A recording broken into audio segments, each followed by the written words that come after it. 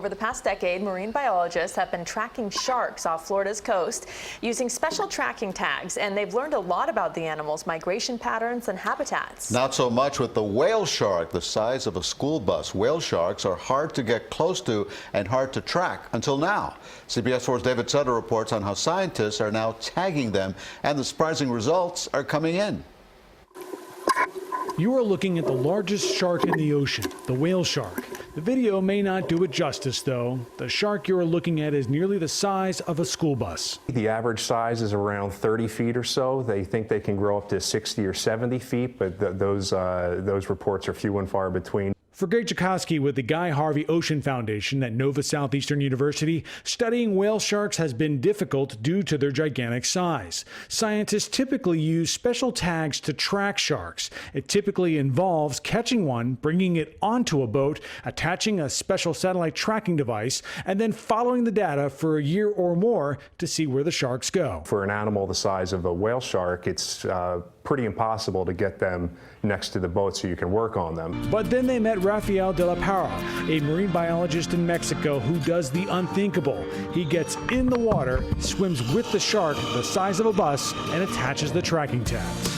I was skeptical going into it because even though these animals are slow moving, they're still big and they've got big tails. So a couple flicks of the tails and they're off on their own. So they're very tough to keep up with. A whale shark on average moves at 3 miles an hour, not that fast. But compared to humans, that is the pace most Olympic swimmers are moving at.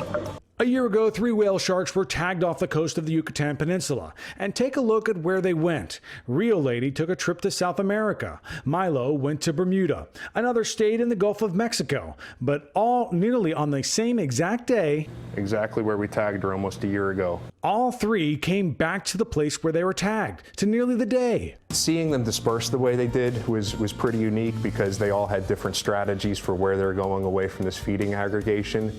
But then in order to see them all come back here, we know that this area is significant, not just for the local whale shark population, but for whale sharks all over the Atlantic, because they're coming from such a spread out area all to this one location. In essence, this family reunion that is believed to happen every year at the same time and place indicates these sharks somehow keep a calendar and a map. Scientists are not quite sure how they do it. Could be some underwater topography, clues in the water chemistry that they follow and know when and where to get back to in order to find this feast that they're going to have. Whale sharks are endangered. Their fins are highly sought after. Most countries have banned hunting them. The Harvey Ocean Foundation is hoping to use the data they are collecting to help the whale sharks thrive. This year, 3 more sharks will be tagged. Jakowski is hoping to keep tagging more sharks over the next 5 years. The first step in conservation is knowing where these animals exist, knowing their habitat utilization.